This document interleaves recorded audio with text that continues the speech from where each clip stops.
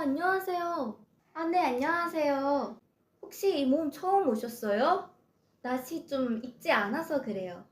네, 맞아요. 저 좀, 원래는 바빠서 못 왔는데 인터넷을 보니까 너무 재밌어 보여서 오게 됐어요. 바쁘셨구나. 혹시 장녀세요? 네, 맞아요. 음, 그럼 어깨가 무겁겠네요. 근데 남자친구는 안 데려오셨어요? 여기 오는 사람들 대부분 남자친구 데리고 오시는데 설마 모쏠은 아니시죠? 음, 그런 질문은 굳이 하실 필요 없지 않아요? 네, 죄송해요. 그냥 궁금해서요. 근데 오늘 옷이 진짜 예쁘고 고급스러워 보여요. 혹시 이런 옷을 뭐 입고 다니세요? 이게 보니까 금수저 느낌 나는데 금수저세요? 아니면 사업하시는 거예요? 저기요. 이게 초면에 이렇게 사적인 질문을 많이 하시는 게 좀 불편해요.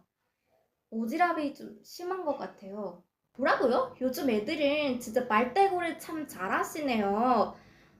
사가지 없어. 참 어이없어.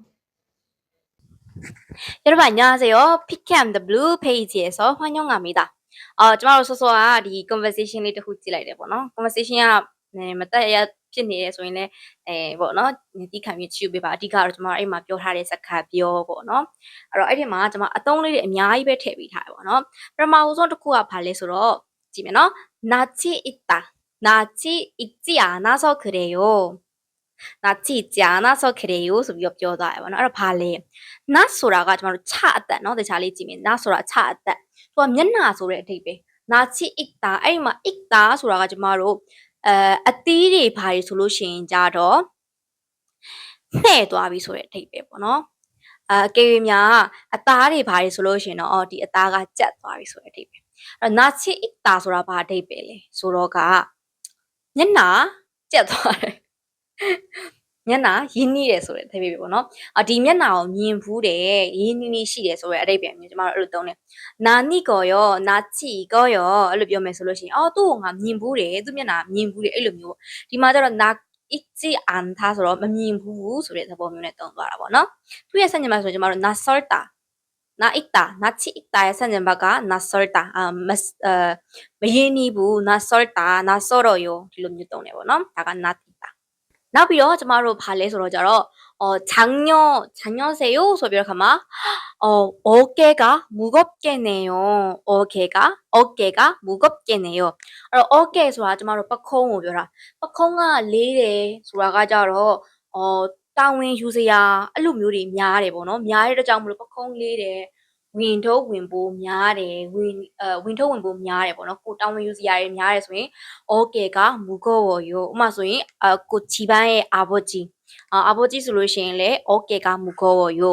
ကိုအိမ်ရဲ့အကြီးဆုံးသားအကြီးဆုံးသမီးဆိုလို့ရှိရင်လည်း 어깨가 무거워요. ဒီအသုံးသုံးလို့ရတယ်ပေါ့နော်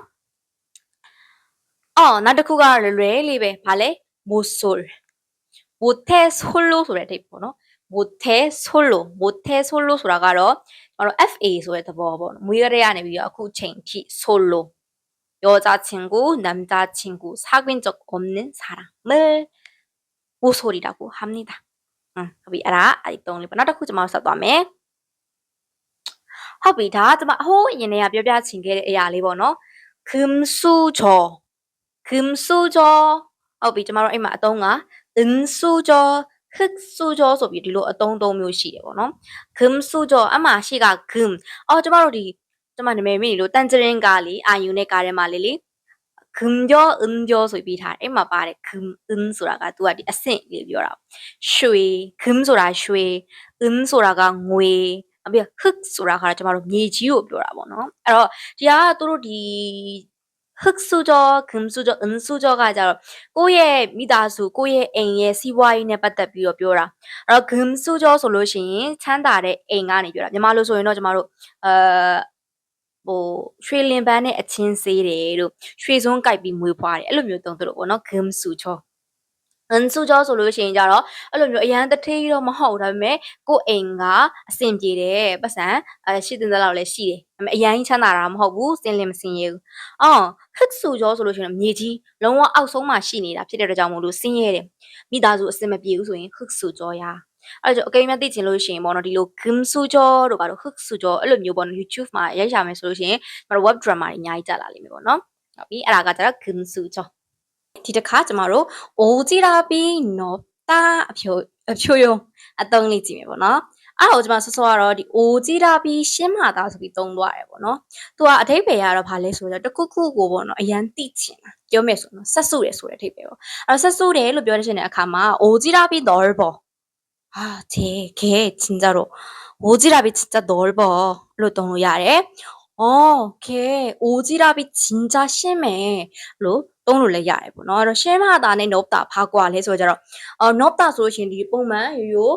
ဆက်စုတာရှင်းမတာဆိုရင်တော့တော်တော်ပြင်းထန်တယ်ပေါ့အရန်ကိုဆက်စုတယ်ဆိုတဲ့အထိပဲရောက်ပါမှာเนาะအဲ့တော့ 오지랖이ရှင်းမတာလို့သုံးလိုက်မယ်ဆိုလို့ရှိရင်တော့ तू က negative ဘက်ကိုပို့သွားတယ်ပေါ့နော်